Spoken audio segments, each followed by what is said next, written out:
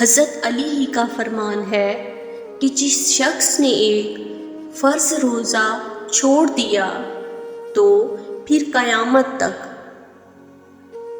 اس کی قضا میں نفل روزے رکھتا رہا تو ایک روزے کا یہ سارے روزے بدلہ نہیں ہو سکتے۔